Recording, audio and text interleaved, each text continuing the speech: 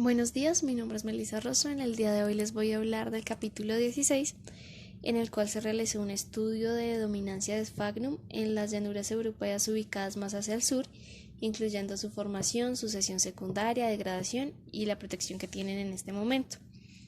Los efectos del cambio climático son mucho más sobresalientes al margen de las asociaciones de plantas.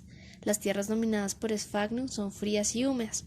Además, se creía que estas asociaciones eran relictos de la edad de hielo, pero en el 2002 investigaciones paleobotánicas demostraron que son mucho más jóvenes y extremadamente sensibles a cambios del entorno, bajo una marcada influencia humana, que en este caso estamos hablando del cambio climático. Estos ecosistemas en la actualidad están protegidos y en procesos de restauración, de las que ya hablaremos más adelante, pero durante estos procesos se han realizado inundaciones. En 2 de las zonas fueron artificiales y en una se dio naturalmente, y esto se aprovechó para realizar estudios en cojines de Sphagnum. En cuanto al área de estudio, se seleccionaron 5 zonas de turbera. Acá pueden observar cada una con su respectivo coordenado. Estas turberas están ubicadas en el norte de Hungría. En esta diapositiva pueden observar, acá como referencia encontramos el lago Balaten, y sobre esta zona están las 5 turberas. Estas zonas fueron formadas por depósitos de capas aluviales de arcilla y limo sobre sedimentos de grava del río Pleistoceno. El lecho del río Tisa, que cruzaba por esta zona, se desplazó y formó un gran número de lagos y canales, y pues de esa manera abandonó su cauce original. La precipitación y el nivel freático varían bastante. Se realizó un estudio desde 1992 hasta más o menos 2002, en donde se tomó registro tanto del nivel freático como de la precipitación en milímetros. En esta gráfica podemos ver a la izquierda la precipitación y a la derecha el nivel freático, donde pues no se observa ninguna tendencia, sino constantemente están cambiando a lo largo de los años. La metodología que se implementó en este estudio primero fue el reconocimiento del área con caminatas en la zona. También se establecieron parcelas permanentes. Desde 1992 hasta 2008 aproximadamente unas 1000 parcelas, donde se realizó una descripción de la vegetación y de la cobertura. Dicha descripción fue en escala de porcentaje especie por especie. Acá podemos observar un ejemplo de un río que también se desplazó. No es precisamente el del área, pero pasó lo mismo. Entonces el río se desplazó y en esta zona quedaron una serie de canales de laguitos en forma de media luna por donde antes cruzaba el río. Entonces se fue formando la turbera y los lodos, que son el objeto de estudio en este caso. La interpretación de la sucesión primaria hecha por Nagy en el 2007, quien es el escritor del artículo, fue a 425 centímetros de profundidad en la turba 1, donde realizó la interpretación y encontró que se había separado de la turba 2, pues había perdido la conectividad durante los últimos 200 años, y alrededor crecieron bosques de galería que contenían maderas duras y blandas. Además, las costas estaban dominadas por juncias y cañas. En estos esquemas realizados por el mismo autor, podemos observar cómo a medida que pasa el tiempo han sido colonizadas estas turberas. En la primera diapositiva vemos cómo está la zona, el laguito solo, y empiezan a crecer los estolones. En la parte izquierda encontramos las especies que fueron llegando.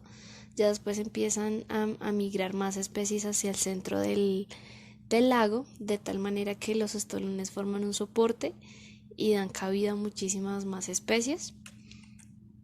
Y de este lado, en la otra imagen, podemos ver ya cómo se va acumulando materia orgánica bajo esas especies que llegaron a colonizar el lago. Y ya pues en la última imagen vemos ya como toda la zona está cubierta de materia orgánica, es como un ecosistema muy fangoso. Y ahí es donde ya pues domina Sphagnum. Ya lo vemos sobre toda la superficie de lo que fue el lago.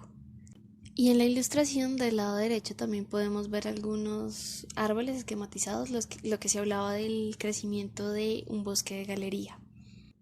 Por otro lado, podemos observar en esta imagen un estudio que se realizó con 25 cojines de Sphagnum en la turba 5, los cuales se observaron en los tallos de Salix cinerea, o más conocido como sauce ceniciento. En dichos cojines se establecieron la proporción de especies de Sphagnum, entre las que encontramos Fimbriatum y Squarrosum. Esta observación se realizó durante los periodos de inundación, tanto artificialmente como el que sucedió naturalmente de 1994 a 1997. Durante este periodo, como podemos observar, el número de cojines fue disminuyendo, pues fueron muriendo, aunque no era muy fácil identificar en qué momento morían precisamente, aunque se estableció que los cojines pequeños tenían una menor probabilidad de sobrevivir, dado que los cojines grandes se podían fragmentar en trozos más pequeños y podían aumentar su periodo de vida.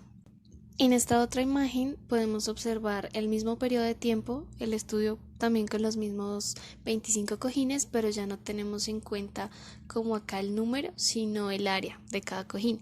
Entonces, pues es un promedio. Entonces acá se puede observar el área que tenía cada cojín y a medida que pasó el tiempo, acá se observa la fragmentación. De los que sobrevivieron más tiempo, se fragmentaron, por eso acá disminuyen su área y terminan con un área constante, más o menos los cojines de mayor tamaño que fueron fragmentados durante los periodos de inundación.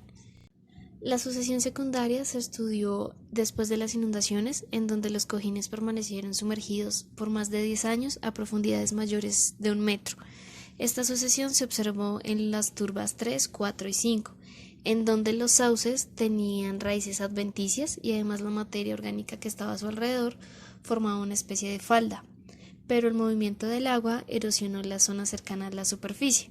Por tanto, los elementos nutritivos disminuían hacia el centro. Entonces, en la periferia de todo este lago, del fango, se encontraba el mayor número de nutrientes. Todos los procesos que se llevan a cabo en la turba aumentaron la acidificación del suelo. Además, Sphagnum fue el organismo más fuerte que más resistió dicha acidificación y todo el cambio de la disponibilidad de nutrientes, por lo que pues se evidenció su dominancia en toda la zona de la turba. En este momento las turbas se encuentran protegidas por un parque nacional y están sufriendo procesos de restauración. Se están implementando canales de drenaje, plantaciones de bosques de roble y de galería. También se han prohibido el uso de agroquímicos en las zonas cercanas y todo esto busca la propagación de las turbas.